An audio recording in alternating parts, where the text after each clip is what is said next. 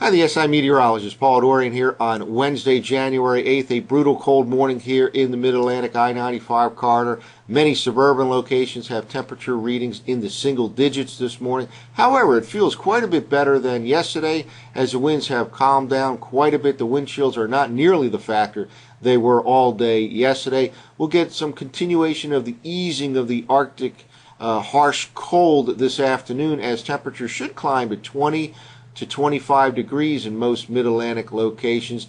That continuation of the easing of the harsh cold will continue on Thursday. It'll still be on the cold side, but temperatures should reach the 30s in most areas. And then we'll have to watch for a burst of snow very late Thursday night and especially Friday morning. Anywhere from D.C. up the I-95 corridor to Philadelphia and New York City could get a few hour period of snow and or ice that could cause conditions to be nasty right in time for the Friday morning rush hour. Well, I thought we'd start off this morning with the 24-hour record or near record lows from yesterday morning. This is actually from yesterday morning at this time from a site called coolweather.com. Pretty much the entire eastern half of the nation really has had record or near record low temperatures over the last few mornings. Again, this is yesterday morning, a widespread area. Now we'll take a look at this morning situation. And here's the situation for this current time from coolweather.com. Most of the action now is in the eastern seaboard region here with record or near record lows up and down the East Coast. Again, for the last few mornings, there have been all kinds of records set in the eastern two-thirds of the nation. Some of the most impressive included the temperatures dropping way down to 6 degrees in Atlanta, Georgia, a record low. And the record at Central Park, they dropped down to about 3 or 4 degrees early yesterday, broke the record that was held since 1896. So still, this morning, some record-breaking conditions up and down the eastern seaboard.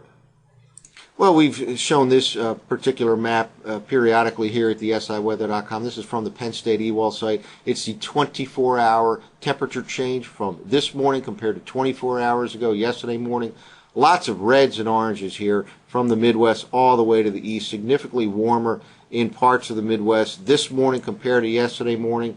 And all of this indicates milder conditions here headed towards the East Coast. Again, certainly a little bit warmer this morning, but still brutally cold. A bigger change will occur over the next 24 hours. Tomorrow morning will be noticeably milder than this morning. And Saturday we'll see temperatures way up in the 50s in the eastern seaboard region, although there will be some rainfall. And some of that can be heavy Saturday afternoon and night. Now let's focus in on the potential burst of snow and ice for early Friday morning. Well, let's first start off by looking at last night's Zero-Z GF model run. This is for tomorrow night, Thursday night. Then we'll look at Friday morning and Friday evening. Here's the area of precipitation. Not a major precipitation producer by any means, this little trough of low pressure or frontal system here. However, the timing will be terrible in the sense that it looks like it'll arrive here in the I-95 corridor just in time for the Friday morning rush hour. Still, Arctic high pressure controlling the scene on Thursday, sitting along the New England coastal region. Again, tomorrow will certainly be not nearly as cold as it was yesterday or even today, but still on the cold side, colder than normal, with high temperatures generally in the 30s in most mid-Atlantic locations. Now here's the forecast map for Friday morning from last night's Zero-Z GFS model run. Notice this thickness line right here. This can be thought of as a rain-snow line, or certainly a rain, snow, and ice type of thickness. And the precipitation moving into the I-95 corridor location towards morning on Friday and continuing right through the morning rush hour. So again, I expect a burst of snow and or ice all the way from D.C. across Baltimore, Philadelphia, even into New York City. Late Thursday night, right towards dawn, and continuing through the Friday morning rush hour. Let's now jump ahead 12 hours. And here's the forecast map for Friday evening. Notice that rain-snow thickness line now moving well to the north of the I-95 corridor location of D.C., Philadelphia, New York City, as milder air starts to take over.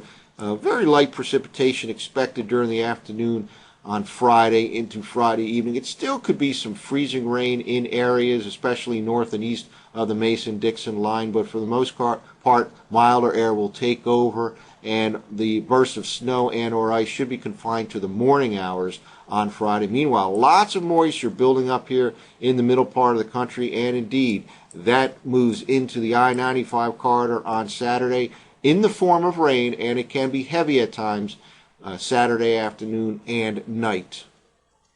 Well, I thought we'd end up with a look at the Canadian model, the CMC computer model forecast for Friday morning. This has precipitation type coded by color, where the blues represent snowfall areas, the dark blues, heavy snowfall areas, the reds and pinks, a mixture of ice, sleet, freezing rain, that sort of situation. We'll step through this on an hourly basis early Friday morning. And indeed, here is the precipitation area moving in. By this time, early Friday morning, just before morning rush hour, it's snowing, according to the Canadian model, in the D.C. area, up through the Philadelphia suburbs and all the way on the doorstep of New York City. Step through another hour or two, and indeed, there's some dark blues here. And again, I expect this is, I tend to agree with this particular model, where there can be a burst of snow right at the wrong time, at Friday morning rush hour, all the way from D.C. up to New York City. Then the freezing precipitation moves in. It could be sleet, freezing rain right here by the latter part of the morning into the Washington, D.C. area. And by afternoon, the pinks show up right here from Philadelphia up across to New York City. So there can be some light freezing rain Friday afternoon, but for the most part, the milder air tends to win out by the time Friday evening rolls around. But again, some ice is possible north and east of the Mason-Dixon line, going right through Friday afternoon into the evening hours. So potential nasty situation developing, especially for the Friday morning rush hour, and we'll continue to follow that here at the SIweather.com. That's it for now. I'm the SI meteorologist, Paul Dorian.